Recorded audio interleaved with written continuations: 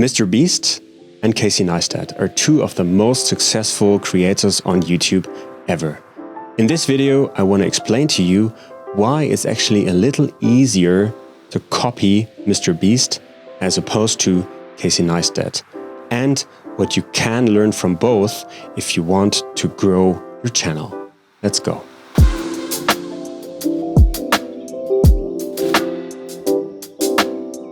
Hi, I'm Ben, and I'm currently trying to figure out this YouTube thing, so I'm at the very beginning. But I'm doing a ton of research at the moment, and I'd like to share with you what I've learned. I got the idea for this video for two reasons. Number one, I am a huge fan of Casey Neistat's. I was there in the beginning when he started his daily vlog in 2015, and I've been a fan ever since.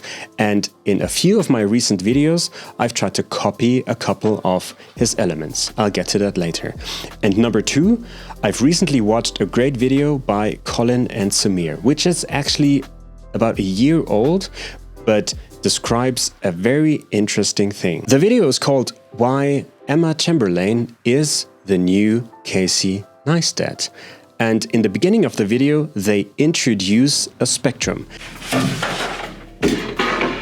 A spectrum on which probably every creator operates. And it goes from being a relationship-based creator all the way to an idea-based creator. Emma Chamberlain, of course, and Casey Neistat and a couple of others, they are on this end of the spectrum. On the other end of the spectrum, you find MrBeast, Jimmy Donaldson, and a ton of other creators that are currently really successful. What does that mean? Let's have a look at MrBeast and his current success first, because he's on the very end of this spectrum when it comes to ideas, which means that his ideas are just outstanding. And the reason why he's successful also has to do with the way the YouTube algorithm works today. Because if we look back on when Casey Neistat actually got successful, YouTube was a lot more interested in the number of subscribers when it came to who do I show this video to. Today, the two most important things for the success of a video are the click-through rate and the average view duration. Click-through rate means how many people actually click on your video. And the average view duration, I think, is self-explanatory. It means how long do people actually watch your video. And that's something that MrBeast has perfected, because his ideas are mind-bending and binge-worthy. If you look at the ideas he has and how he executes on them, it's just great. And that's the main thing you can learn from MrBeast. When he's asked about what's the reason for his success, he says it's 98% the idea for a video. But of course, that's not the only thing you can learn from MrBeast, aka Jimmy Donaldson. But I will get to the rest at the end. Because now I wanna talk about how Casey Neistat got successful and what you can learn from that and to what extent it's possible to copy that. He of course has a very long and insightful success story, but at the very core of his success story is his daily vlog that he began in 2015 on his 34th birthday. Starting at his 34th birthday, he uploaded a vlog every single day for, I think, more than 800 days. And that got him from 500,000 subscribers to a couple of million. I have to admit, I am a huge fan. I've been following his work since his daily vlog. He's done a lot of stuff before, and I will get to that. And he's done a ton of stuff since then. But the main reason for his success is this: relationship. He gives insights into his life that so many other people don't. And he does it in a way that is unparalleled. That brings me to the question, what you can actually copy from someone like Casey Neistat. Number one is his typical 3 act structure. He always has an opening sequence that will put you somewhere, that will introduce a topic, that will introduce where he is. And then he goes on with the second part, the main part, where he talks about the main story that unravels. And then there's an ending. And it's always the same structure. He talks about this on every podcast he goes to. He talks about this in his course. And that's something that you can easily take away and copy. Another thing you can copy, and a ton of other creators copy, is the use of time-lapse and drone shots. He uses them in almost every video to show where he is. Of course, now that he lives in New York City again, it's mostly footage of New York City. And if he travels somewhere, or if he is somewhere else, the drone footage and the time-lapse shots will be from something else. And those are always combined very cleverly and elegantly with music. And that's the third thing you can take away and copy and try to introduce to your own style, is the use of music in combination with the images. And the fourth thing that you can easily take from Casey Neistat's work is the use of angles, the use of different cameras, the use of viewing things from a weird angle. Today, I'd like to talk to you about feedback.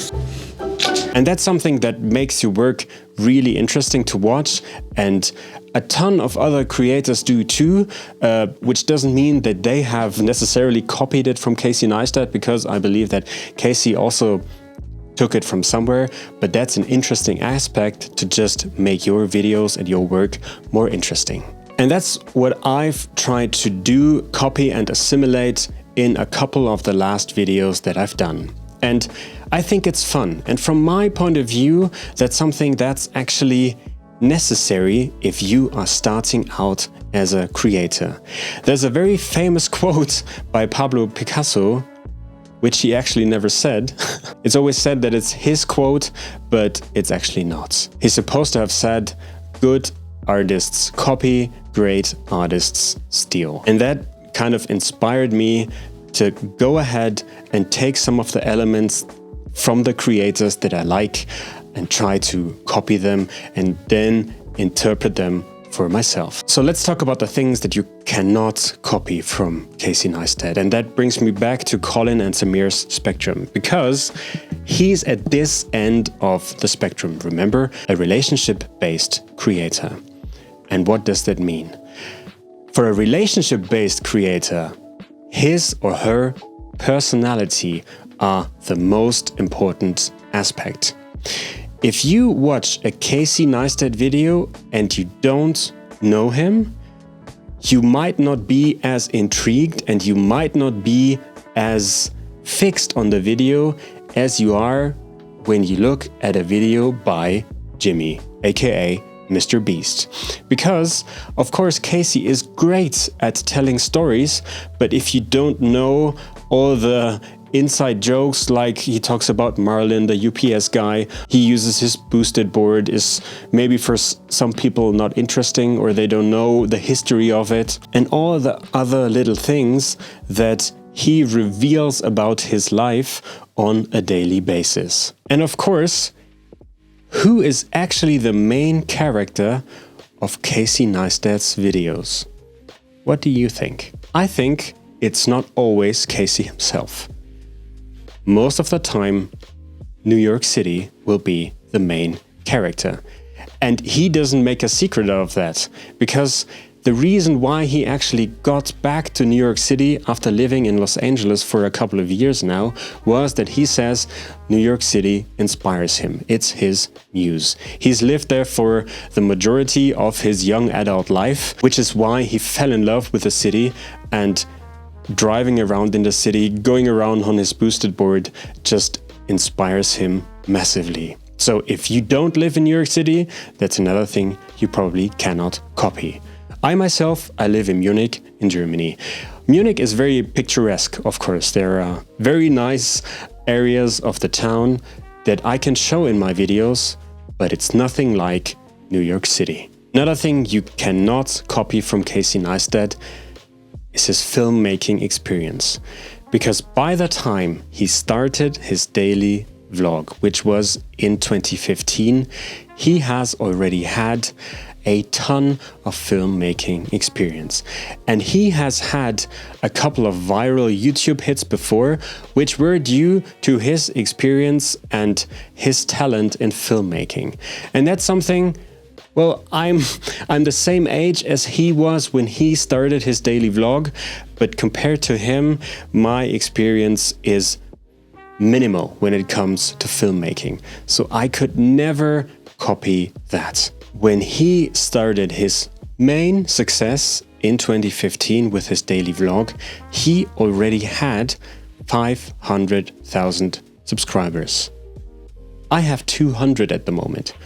If I started a daily vlog now, even if I had a similar talent, I don't think that I would reach any similar success in a similar time. So what does that mean for you and how you go about your work? Let's look at the spectrum again. I recommend to figure out where on the spectrum you see yourself.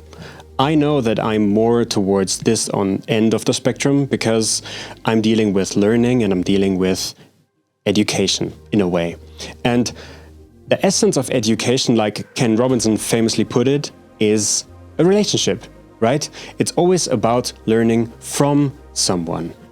The same way that I am learning from Casey Neistat because I love his style, I love the way that he does his work, and I love his way that he goes about his day. On the other hand, of course, if you want to learn from MrBeast, if you like his style and you like the way he finds his ideas, of course, that's a way that currently works really well on YouTube. And if you go through all the successful people at the moment, most of them will have similar clickbaity ideas as Jimmy, aka MrBeast, has. That brings me to my last and closing thought.